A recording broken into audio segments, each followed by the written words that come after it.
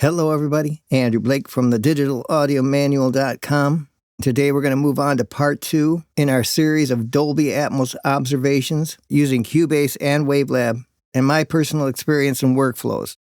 So in the previous part 1 of this discussion, I kind of ended abruptly because I had the concern this topic was a little too specialized and may not have enough interest to warrant going on to a part 2 or having further discussion. First off, let me say about that, the responses I have gotten from all of you, the various comments, you all came through like champions. I really appreciate it and thank you all. And it left me no doubt that we need to move on to a part 2 of this and continue this discussion. So here we are. Before we dive in to some more examples, I quickly want to talk about these comments just in a summary. For example, some of the comments to video 1 were along the line of interesting topic, but I have no interest in investing in a lot of speakers, so it's not going to be much for me. Many of the other comments were along the line of, yes, this is very interesting, and please continue to discuss further. I want to take just a second and share with you some of my personal feelings and why I have spent any time on this subject at all in the first place, and why it's kind of caught my interest in these recent times.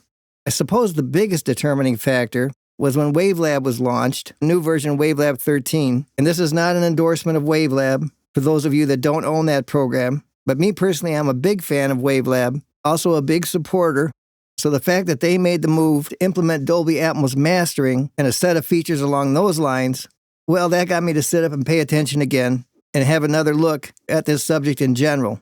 Now, I can tell you, for those that don't have that program, when you first open it up and you see some of the layout, once you import a Dolby Atmos project into Wavelab, well, for me, I might as well be looking at a set of complicated ancient hieroglyphics because it made about that much sense to me to see all the colored icons, dots, graphs, and other things involved with that new feature set.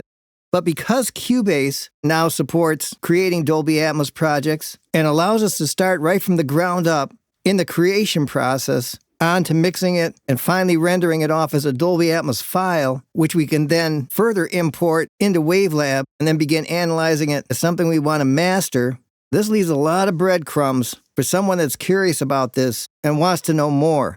Coming back into Cubase and working in Dolby Atmos, there's a few other things that kind of draw me into this in general. One of those things is that the Dolby Atmos projects, at least currently, have a limit of -18 LUFS. I can tell you that I've become somewhat fatigued in any of the loudness war type things and taking my own music and that kind of endless treadmill of seeing how loud you can get it. Let's see if we can push it right up to -6 or whatever else you're going to try to do with it.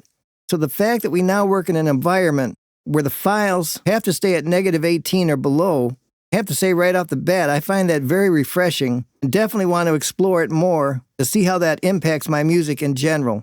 And the final thing I want to say about my feelings, I also do not see myself at any time in the near future purchasing some kind of speaker array to allow me to build a Dolby Atmos room for myself. And if that was the main requirement to investigate this, I probably wouldn't be spending any time on this subject really in the first place. But the fact that we can do so much in a binaural mix in our headphones, and of course, there's no way that the binaural mix is going to match the impact of sitting in this room with the air moving around from all those speakers and having that sound fill up that space. But once you start playing with the binaural mix, and that's one of the first things we're going to launch into here in a second, right away, you get that feeling of space, and the whole concept of just having a stereo mix going left to right, it doesn't take much to feel like you want to spend a little more time in that environment. And in terms of that in general, you have to keep in mind that the world could change very quickly. When I pick up my phone, it has a setting now that allows me to turn Dolby Atmos on as a default setting for sound. What does that tell you in terms of what's happening technology-wise? And I heard someone from Sweetwater, in one of their videos, talking about how many of the car companies are going to be implementing this Dolby Atmos into some of the new versions of the audio systems in the cars. So where we may be saying things like, we don't want to go out and buy large speaker arrays and worry about building rooms to accommodate this Dolby Atmos situation, the reality is the world may change tomorrow, and there may be all of a sudden new consumer devices and possibilities out there bringing this technology to life in ways we haven't even thought about yet. So for me, that's what's kind of drawn me into this at this particular time. I'm glad that more than a few of you share a similar curiosity. And I can also tell you that what I've shared with you already in the previous video and what I'm going to share with you now in this video did not necessarily come easy. This information is not cohesive out there in any way. Nobody that I've seen yet is taking the concept of working in Cubase with Dolby Atmos, going through the process, and then moving it into Wavelab, and keeping things in any kind of simple, understandable terms. Everything is very piecemeal. So another thing we're going to try to do here is basically put a plug in the internet with a couple of videos at least, kind of bring this process all together. And then one more short note before we start. I'm putting the link to a playlist I created in the description of this video that will contain part 1 of this discussion, along with this video and any other parts that get added. Although it's not mandatory that you go back and watch part 1, I highly recommend it. In that video, I described how to set up a template for your Dolby Atmos, go through the setup assistant, create child buses with a standard bed. We talked about turning tracks into objects, went through a short discussion on speaker setups, and began creating some sound examples. None of those things are going to get repeated. Instead, we're going to pick up right where we left off. So if you want some clarity on any of those points, for sure you're going to want to go back and watch that particular video. And then with all that being said, let's get into this. So let's begin by talking about panning. If you take nothing else away from our discussion in these videos, you really owe it to yourself, after I show you how to do this, to experience the difference it makes when panning in a binaural setup. For the longest time, whenever you've opened up the panner on any track, you've seen a simple left to right kind of slider switch, and you've made your decision whether you want to pan something to the left or pan it to the right. The minute you've gone through this setup assistant, as we've talked about before, set up your standard bed, gotten some tracks put together that way, Cubase automatically changes the way the panner looks, so it's not like you have to do anything special. It's just done automatically. The thing that's probably going to throw you off, if you've never seen it or experienced it, is now you're going to see what's known as the VST multi-panner. Again, this is one of those things that may make you want to run away, but let me show you some stuff so that you can have some fun with this and actually enjoy the experience. And move the renderer out of the way. I'm going to use one of my hi-hats that we've created from before, but I'm going to change it a little bit. Let me duplicate this track, open it up, change my little drumstick tool, and I'm going to make everything just straight eighth notes here. Let me change those velocities as well. We want something we can really hear easy. Then I'm going to render this off to audio. And the reason I want to do that for our demonstration is because in these later versions of Cubase, we can now change our tracks from stereo to mono and back again with a simple touch of a button right here. And although there's some similarities, the way stereo tracks work and the way mono tracks work, when you're listening to them in the panner, there is some differences. I want you to hear it as mono first. So I'm going to change this track to a mono track. I'm going to bring its level up a little bit. Then I'm going to go over to the channel of this track. And you can see at the very top, where the panner usually is, we now have this square shape. And if I double click on this, this is what we get instead of the typical panning control. And you can see it's a little bit more elaborate. We're not going to go through every single control here, but I'm going to show you a few things. Hopefully, it will allow you to not be so intimidated by it. One of the first things you're probably going to want to do with this, over on the left area, the little arrow, and when you click on that, it opens up kind of a second display. And what this allows you to do is see the room from above and see the room from behind in kind of a three-dimensional display. You got the picture of somebody's head, so you get the idea of where things are moving. In this example, if you look at the top, there's a little blue dot. That's our mono hi-hat. It's at the very front of the room, at the bottom center. Look over in this three-dimensional area. You can see it's at the front, bottom center. Let me play this, and I'm just going to simply grab it with my mouse and move it around the room a little bit.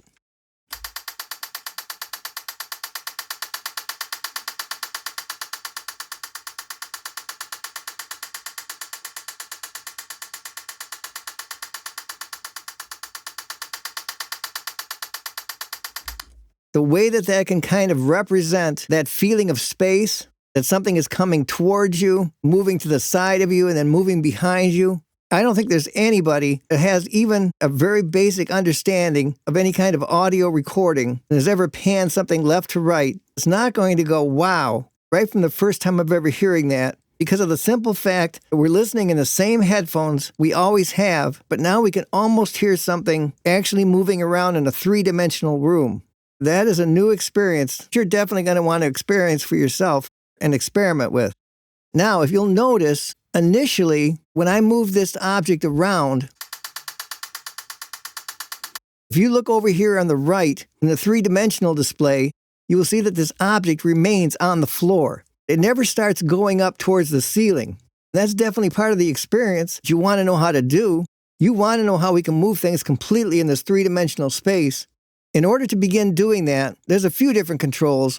You mainly want to look at this one, this third knob over. If you highlight it, it says the Z-axis pan. But next to that, there's a little blue light that says elevation on or off. If that is off, you can't move objects up and down. You can only move them side to side or front to back. So you definitely want to make sure that that little blue light is on. And then you just want to experiment by moving this Z-axis pan. This is going to begin to elevate your object. I'm going to turn this, listen to what happens.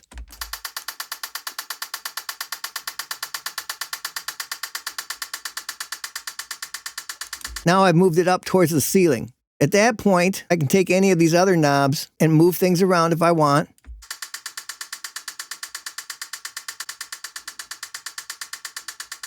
Left to right behind me, bringing it down. Now I can grab it with my mouse and move it as well.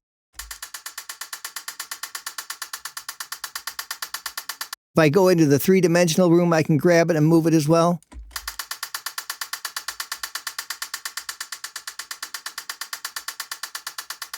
The first time I started making some instruments, which we're going to do later on, put a keyboard in here, put a pad in, different drums, and then move these objects into different points or spaces in this room. Let me tell you, there's a lot of fun to be had when you hear that for the first time. And in many ways, some of the other processing that we always do, like compression and EQ and different things, once you can actually move your sounds into their own unique space, where one is beside you, another one's in front of you, something's behind you, just having things in their own unique three-dimensional space gives a lot of definition to the sound in general, and in many ways may change your mind about how much processing you normally have to do to your sounds to begin with. Okay, the next thing I want to show you, looking at our bed and these first 10 objects that are highlighted here or have this border around them, we've mentioned before the first two are your left and right speakers at the front. This next object, number 3, is going to be your center speaker at the front. Number 4 is the LFE, the bass or the low end. This number 5 and number 6 are going to take you to the back of the room. Number 7 and number 8 are going to light up when sounds are on each side of your ear. And then finally, number 9 and 10 is going to show you when something elevates to the ceiling. What I'm going to do now is turn on automation for this hi-hat on this hi-hat track. So it's going to record the automation as I go through this. And I want you to watch the blue object, which right now is front and center at the bottom of the room. As this moves around, you're going to see the various objects light up as the speakers are receiving that sound. It should give you some idea of how the panning applies to the objects. And just another tip, when you start moving this panning around for yourself, if you want to reset it at any time, go up to this arrow in the upper right, hold your Alt key and then click it. That'll return it to the beginning of being center here. I'm not going to show the full 3D room, not enough space on my screen here. So you're going to be looking straight down into the room, and you're going to be able to see these objects change. All right, so let me start this, and watch and listen what happens as the hi-hat gets panned and the different objects light up. Right now it's front and center, so our number 3 object is lighting up. As I begin dragging and panning the hi-hat over to the left, notice how only object 1 begins to light up, because that's the left front speaker. Now I'm going to pull the hi-hat to the right, and notice how object 2 has lit up, and object 1 went off. That's because we're now listening to the right front speaker. Let's start dragging this to the back of the room. Notice how object 6 has now lit up for the back right. Moving this over to the left of the back of the room. Now object 5 lights up. As I bring it up to the side of the room on the left, now object 7 is lighting up. And other objects may light up as well as the sound bleeds through into other speakers. As I pull this over to the right side of the room, you can see object 8 has now lit up. Now I'm going to drag it up towards the ceiling. You can see that 9 and 10 has lit up, but also many other objects are lighting up as well. As I'm up on the ceiling, but far left, now only object 9 is lighting up. Or if I move to the far right, then object 10 only lights up. Then when I reset the panner, we get right back to front and center, the object 3. If I move these off the screen, you can see all this automation has been written in various ways that things are panned, front, up. A lot of complicated automation goes on. You record the movement of the panner, even on a single track. Now let's render this file off, and there's only one sound here, this hi-hat. Typically, if we rendered something like this, we get a small little audio file, and all the automation would be baked right into it, but it would still be a single mono or stereo file. When you render off your ADM files, you don't do your typical audio export. You go down to this bottom option on the authoring tool. It says export the ADM file. It's going to take whatever information you have between the locators. Let's go ahead and do it. I'm going to call this a hi-hat panning experiment. And notice that it's saving it as a broadcast wave file. It doesn't tell you it's a Dolby Atmos file. It just says broadcast wave file. That's because these broadcast wave files can hold a lot of information. So I hit save. I get a rendering screen. Now let's move into Wavelab for a second. There's something I want you to see. You have a couple of new options when you're dealing strictly with Dolby Atmos in Wavelab. You're going to create what they call an audio montage, but now they have specific ones dedicated to a Dolby Atmos master. When I hit create, it's going to ask me to find that Dolby Atmos file I just created, which is right here, my hi-hat panning experiment. And the first thing we're hit with is this colorful, but I think somewhat confusing display for people that have no idea what's happening here. We're going to shoot past this. That's a topic for another day. I don't want everybody to have an information overload. It's now opening up and creating this Dolby Atmos project. But here's the thing I want you to see. That simple hi-hat that we just had in Cubase, that we were panning around in different areas, has now been split up into all these different tracks. And all these different tracks are representing those different combinations of speakers. For example, at the top of the list, we have a C, which is telling us that's the center speaker. We have our left and right speakers up here. And it goes down the list for the side speakers, the back speakers, all those different objects that were in the bed. It even tells us standard bed, and it's telling us what the speaker arrangements are. The reason I want to show you this, I find personally, when you're learning something, if you know what the end result is going to be, many times it makes the process of the journey much clearer. And the end process here is this is what a Dolby Atmos file is looking like.